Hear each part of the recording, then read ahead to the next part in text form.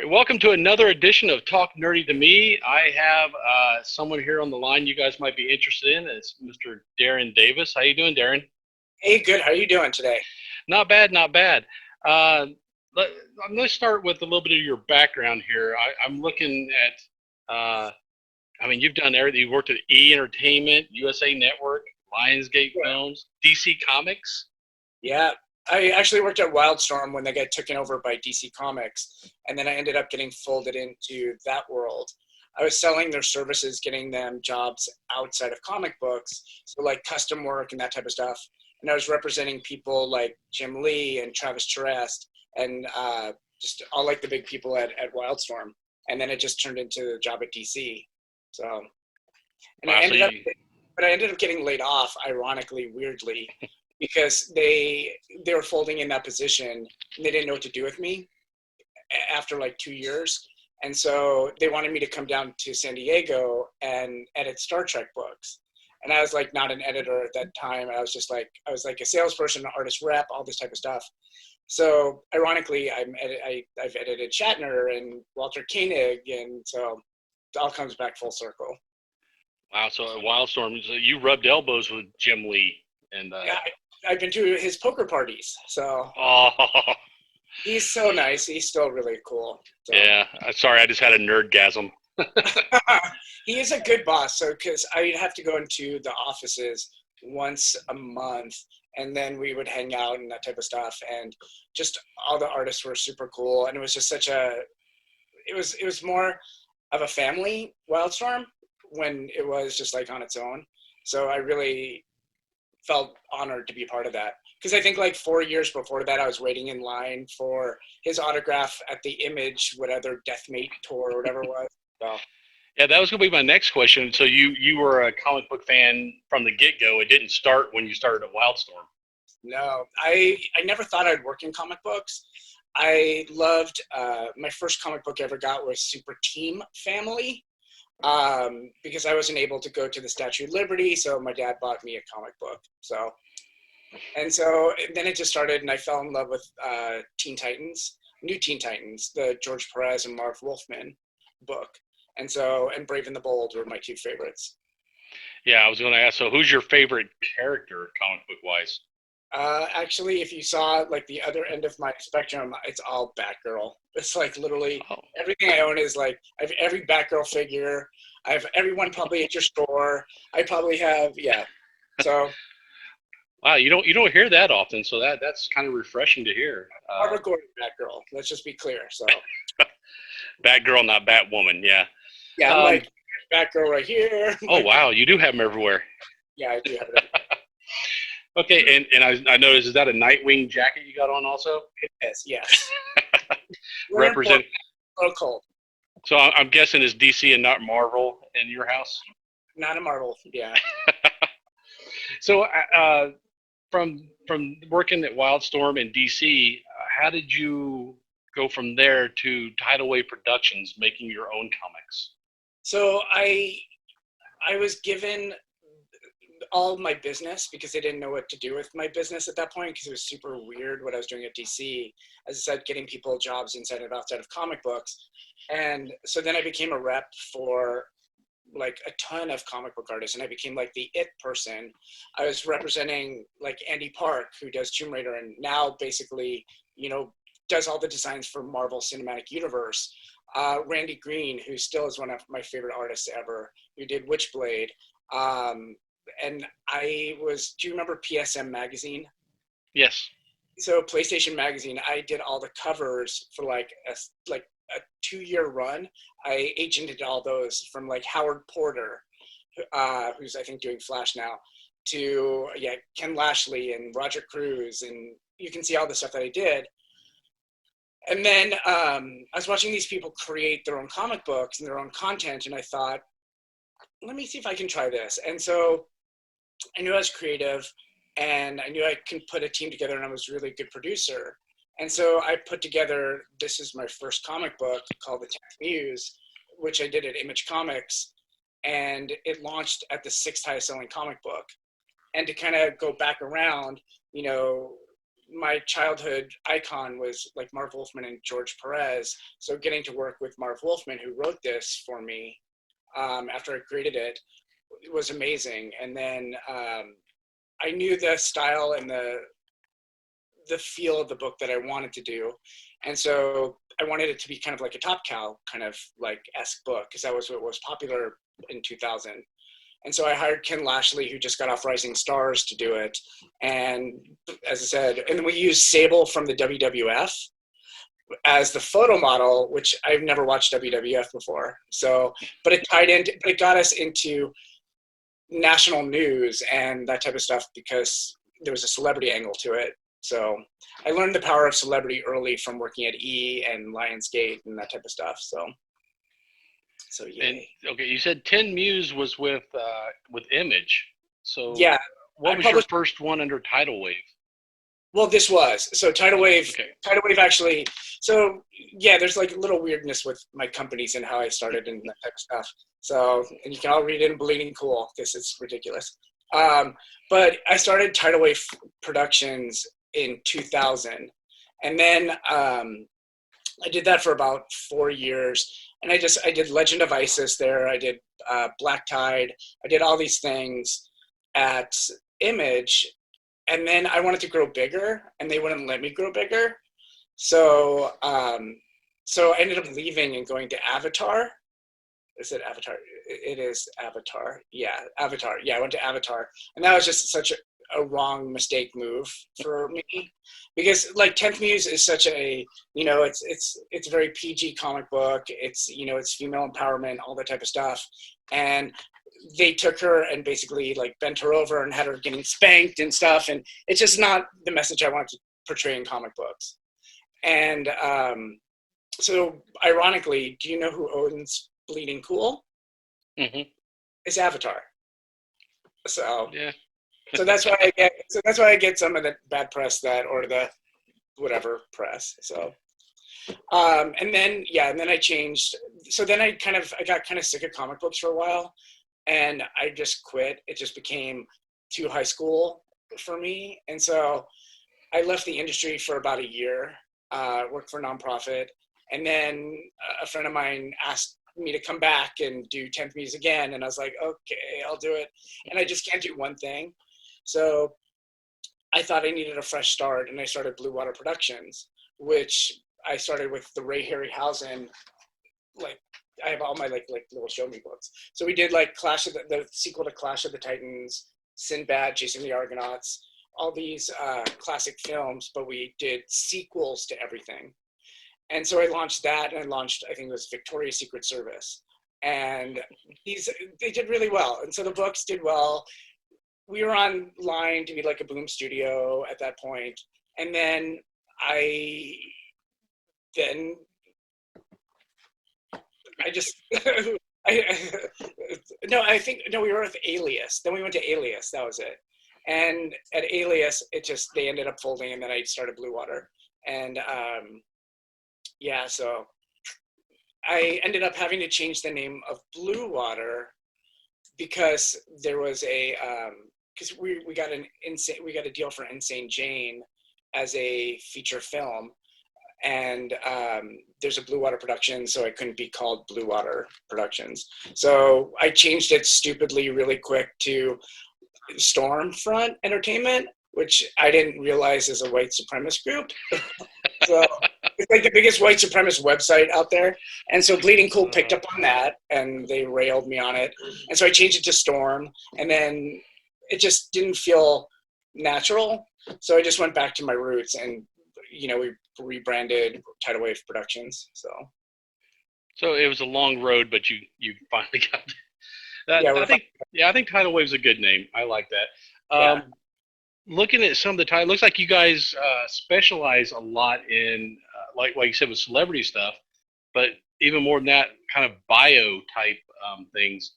Most recently, you guys did the infamous Tiger King, which I'm sure you got it there in your stack. Ooh. Yep. And I love that cover. And the flip side. So if you actually look at the cover really close, which you can't really do, but you can look it up online, is all the characters are in the cover, and in the tongue is Carole Baskin. Yeah, it's like little Easter eggs hidden all in the tiger. Yeah, this book, because there's a while that, sometimes publishing a book or publishing books, you just kind of get into ruts and you keep producing stuff and you're just like, bam, bam, bam, get stuff out and that type of stuff. But this book was so much fun to do, because in this world of COVID, I work with these two great guys, Joe Paradise and Michael Frizzell. And Michael has written for me so many times, and Joe has done so many biographies for me and drawn a lot. And we're like thinking, we did a Stormy Daniels biography, and we're like, what's the worst, best idea that we can do? And so we did this Stormy Daniels one. Mm-hmm. And so we decided that when COVID came around, we're all sitting at home trying to figure stuff out. And we're like, what's the next best thing that we can do? And we thought, there's only two things people are talking about, COVID and Tiger King. So we're like, let's do a Tiger King comic. So bam. And it's really great because a lot of the cast has given us shout outs and stuff, including that bitch Carole Baskin. Yeah, those are great. And like I said, I've read the comic, and it seems to be a pretty straightforward kind of a bio of those two characters, because you read it halfway through and then you flip it and it's the other character reading the other direction. It's not like you took any artistic license or anything. It's just it presents their history in comic book format, which is a lot easier for a lot of people to digest. Right. And so I will never do a flip book again. This is not the funnest. So, but what we wanted to do with this is we wanted to do it differently than, we didn't want to regurgitate what was on the Netflix series. So we actually did this as a prequel, and we actually show why Joe and Carole end up hating each other, and their true beliefs of like animal rights and what they actually think is because in their own heads, they both believe what they are doing is correct. But neither one of them are really heroes in the world. So it kind of gets a little bit weird, but one of the things that I did learn is, because we worked with PETA on this, and PETA has a relationship with Carole Baskin.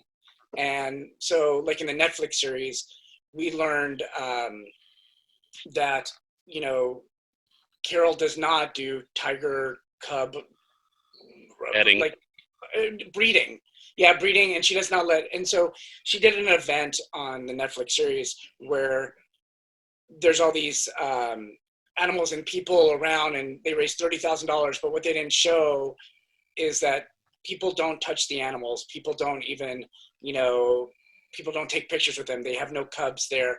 And where she gets her animals from are places like zoos that can't handle them, people that can't deal with them, that end up thinking they want a tiger cub, or people like circuses or something like that. So it kind of humanized her a little bit for me about animal rights and that type of stuff.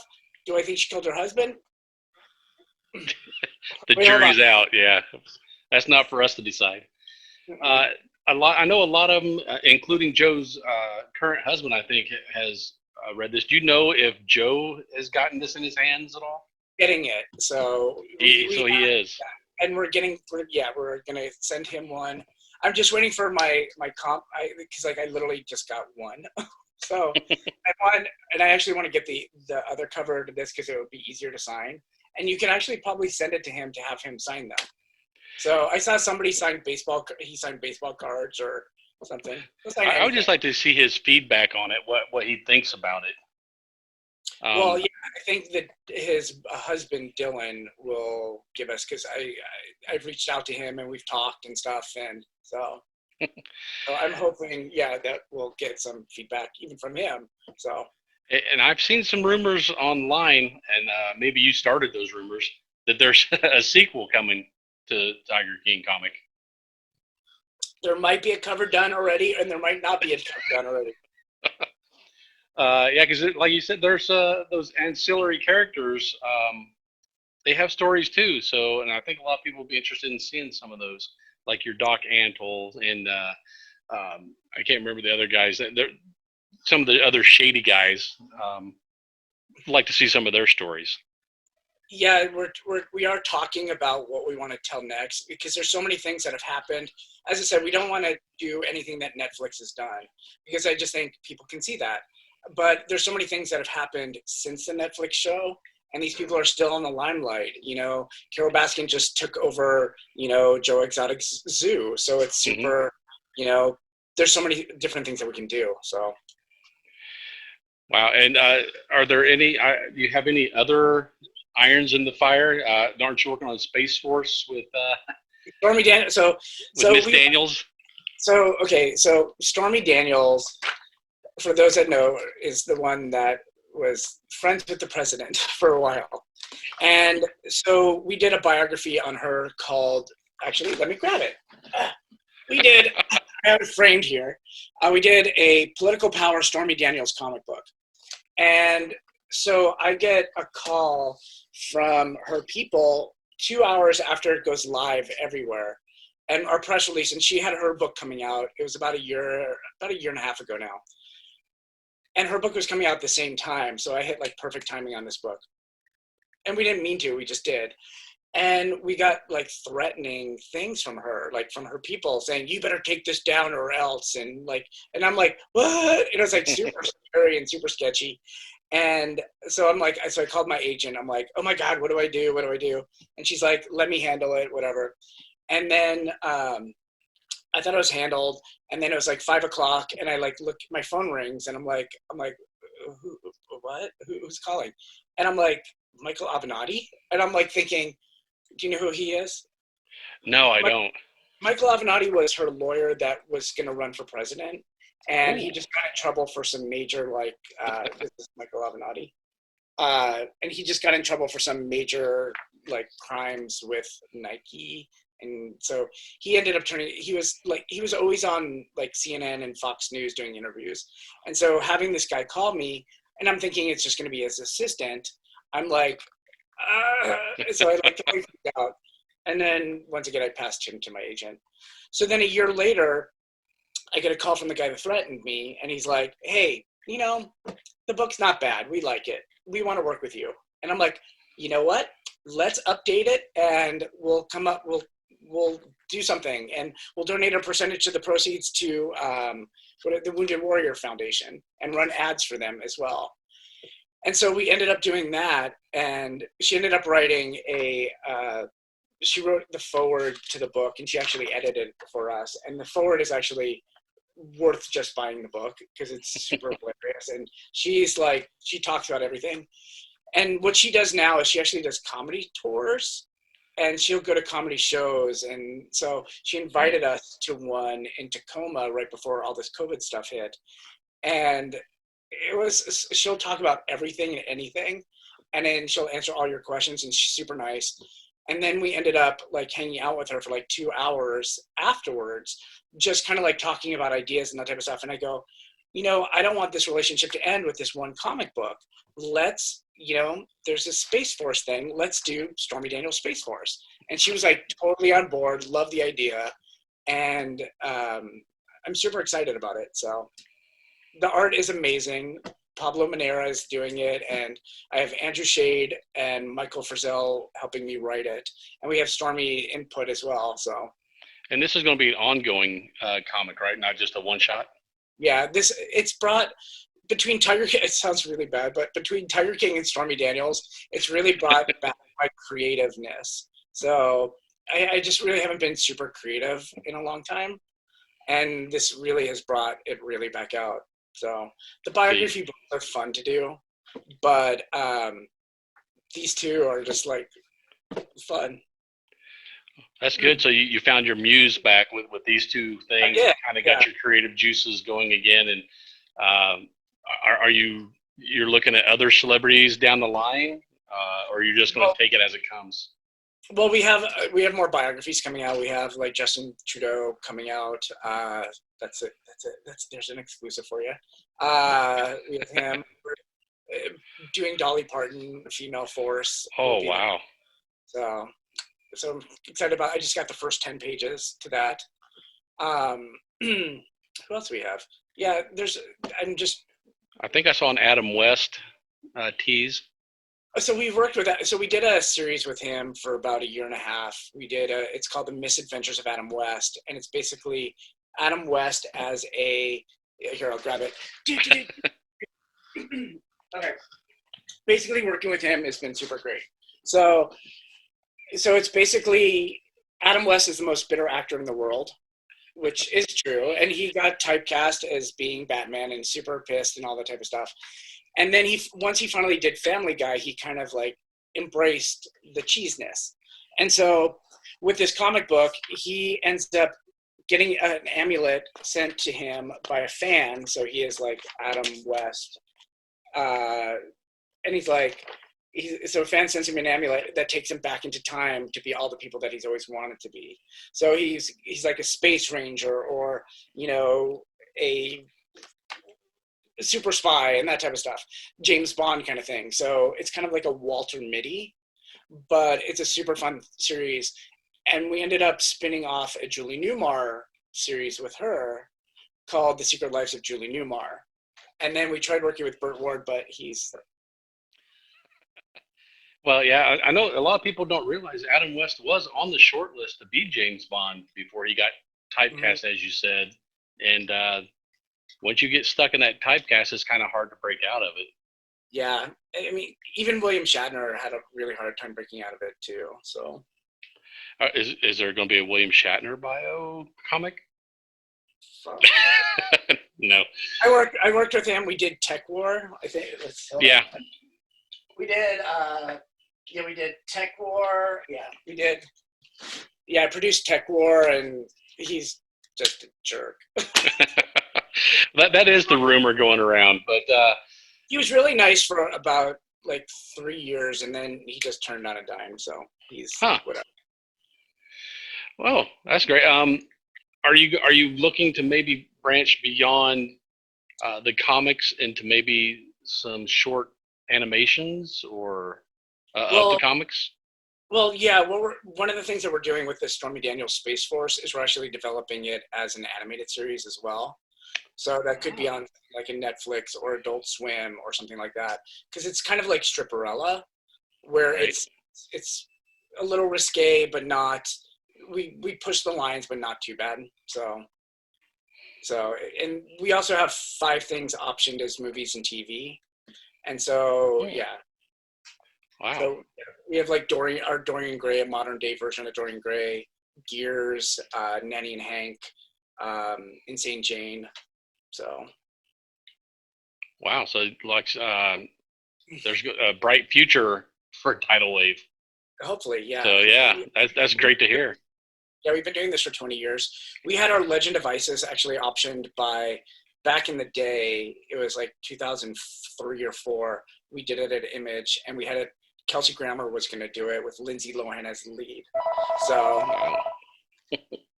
so, yay! Hey, Daniel. Oh. Yeah, that would be yeah. That the ISIS one would be a good one to see. It's just you can't do it now. Now there's too much tied up with the name. Yeah. So it's really hard to kind of, so that one, but she's like one of my kids though. So when people say that they created ISIS, like that Barack Obama created ISIS, I actually really did. So. Well, you might not want to brag about that in I know, certain company. Okay. I think that is all the questions I had for you. I wanted to thank you for taking the time to answer all my silly questions. Thank you.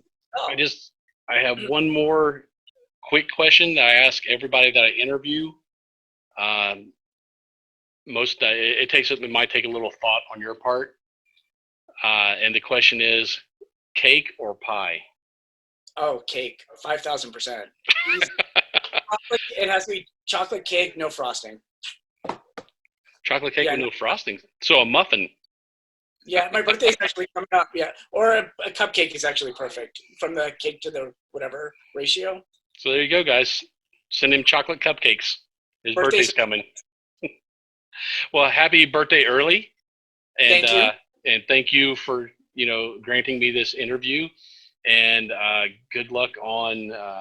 Well, Tiger King's already selling well, So good luck on the sequel or sequels.